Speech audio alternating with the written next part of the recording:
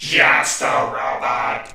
Now before you ask, this video is not about who would win between Maui and Hercules. I'm just using them as an example to explain statements versus feats. Now, feats are pretty concrete, like Superman lifting the Earth, Frieza blowing up Planet Vegeta in his weakest form, Wolverine surviving a nuclear explosion, and so on. If your friend tells you he can do backflips and you don't believe him, but he does it right in front of you, at that point it really doesn't matter how much you argue because he completely objectively proved that he could do it. But a statement is just someone saying they can do something without actually doing it. Like your friend telling you he can do a backflip but never showing you that he can. Probably the most doubted statement in all of fiction is Cell saying he can blow up a solar system. Many people say he cannot do this because he has never shown the ability to do that. Hell, some people say he's not even a planet buster. Why should we take Cell seriously if we wouldn't take Steve Urkel seriously if he said he could blow up the solar system?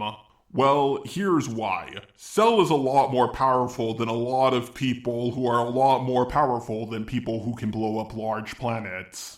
He can also blow up a solar system in one of the video games, and one of the data books says he can. Yet despite this, many people doubt it because, well, they've never seen it. So yes, despite a lot of evidence backing up a statement, there are still many people who will doubt it. However, even some feats are doubted. A lot of these feats do have good reason to be doubted, and people refer to these questionable feats as outliers. A good example of an outlier is Batman kicking Spectre. If you know anything about how powerful Spectre or Batman is, you would know this is complete bullshit. However, feats always trump statements.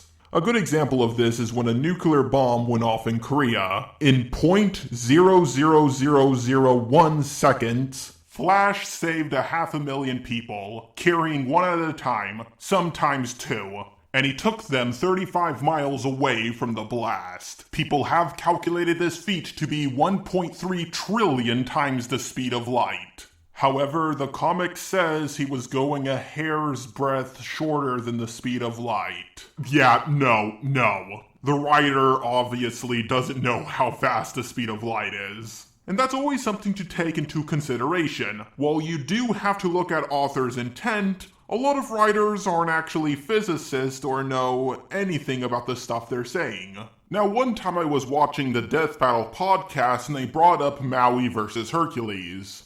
If you only go off of feats, Hercules would definitely win. Hercules, without his super strength, was able to defeat a Cyclops.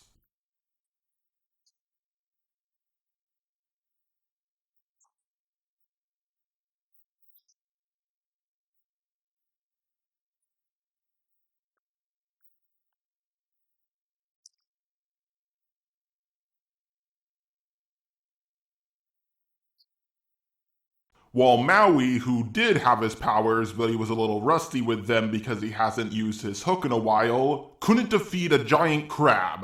For just like you, I made myself a work of art. I'll never hide. I can't. I'm too shiny. Hercules, with his powers, was easily able to defeat 4 Titans.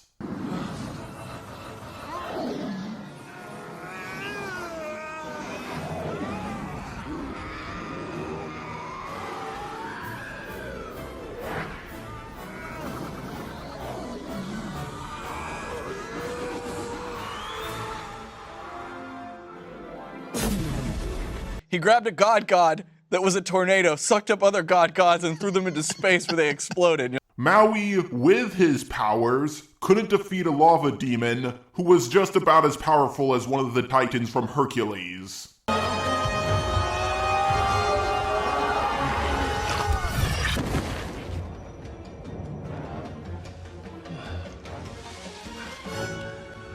So yeah, in terms of power and skill, Hercules easily defeats Maui. No contest. But what if you go off of feats and statements? According to Maui, he held up the sky with only 2 thumbs. Hey, what has two thumbs and pulled up the sky? In the Hercules cartoon, Hercules struggled to hold up the sky using both hands. But that's nothing compared to Maui using his hook to pull back the sun. Also I lasso the sun. You're welcome to stretch your days and bring you fun. I don't think I need to go into just how far away and just how heavy the sun is. However, these statements do contradict some of his feats. For example, his hook was able to handle the heat of the sun, but it couldn't handle the heat of a lava demon. Lava is about 2,000 degrees Fahrenheit. The sun's surface is over 9,000 degrees Fahrenheit. But Maui does have a tattoo of him doing it, and he does gain a tattoo every time he does something amazing. However, you could make the argument that the sun in Moana is a lot closer and smaller than our own sun.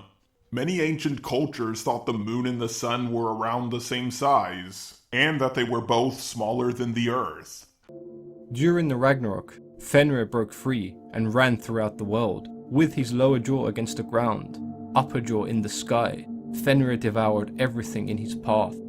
It is said that Fenrir's two sons, Skoll and Hati, followed in their father's footsteps. With one swallowing the sun and the other the moon, they destroyed the stars and all essence of time. However, you don't only have to go off of feats or statements, you can also go off of hacks. Neither really outclasses the other, so the main differences come down to what abilities they have. And Maui has shapeshifting. That's right, he does. Have you ever had a fly go into your ear and then become something like a whale? Oh, that's awesome! Maui can also turn into a bird, giving him more control over the battlefield. Now, for those of you who don't know what hacks are, basically it's a power that allows you to defeat people way more powerful than you. So what's your opinion on feats, statements, and hacks? Tell me in the comment section down below.